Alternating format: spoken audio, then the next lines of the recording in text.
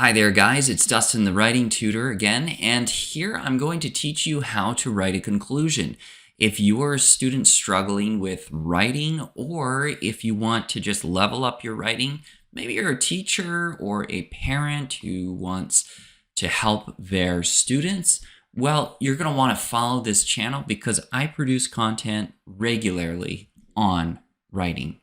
Let's take a look first at the purpose of a conclusion. A conclusion serves to emphasize your thesis, summarize your main points, and leave your reader with a lasting thought. Now, while there are many different types of conclusions, traditional conclusions will have a thesis restatement, an overview, and some kind of final thought or an outlook. You can remember this with the word to. The first step when writing a conclusion is to restate the thesis. Here, you're going to want to do this in a fresh way, and you want to avoid just changing a word or two. Here's an example of a thesis statement. Because adolescents have much of their identities rooted in the schools they attend, teachers can play a key role in identifying mental health concerns and fostering a safe and inclusive culture within the classroom. All right, if you want to practice this, go ahead and pause the video and create your own restatement. Here's an example of how to restate the thesis. As well as identifying mental health concerns, teachers can foster healthy communities within the classroom that serve to support the mental health of those they teach, a role that is especially important during adolescence. So you'll notice here that we've changed the structure, some of the words, and some of the word forms.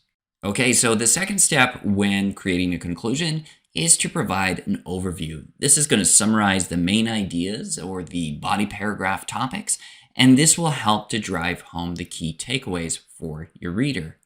So for example, if we had the following body paragraphs: safe spaces, inclusive environments, and identifying mental health concerns, we would create an overview that discusses each of these. You want to avoid sounding like you're listing each topic.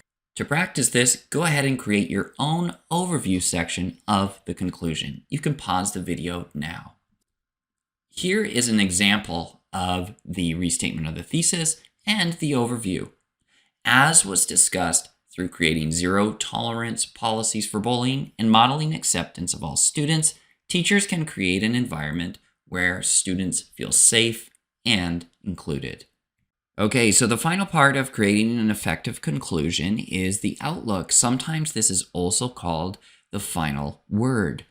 For this, there are many ways to finish the essay. We might use a call to action, especially for persuasive essays. We might connect to a larger context or implications, link back to the hook. This is often done in personal essays. And we might use a memorable quotation or combine any of these approaches that you see here. All right, it's time to get some practice. So what I'm going to ask you to do is to create an outlook for this paragraph you see here. Pause the video, and when you're ready, I'll share one possible answer. A possible answer might be, such an approach empowers students to share their concerns and rightly elevates mental health, which, as Kate Middleton has stated, is just as important as physical health and deserves the same quality of support. So here's some final thoughts when writing a conclusion. First, you do want to provide a memorable close. You want to kind of create a mic drop moment for your reader, but you don't want to include new evidence or new ideas that make it feel like you're writing a new body paragraph. Also, you don't want to undermine your thesis statement in this final stage. All right, I'm Dustin, the writing tutor. I really hope you enjoyed this presentation. Go ahead and follow me, subscribe to this channel, and like this video if you like content like this or just need help in writing. I'm here to support you. All right, thank you again, and I'll see you next time.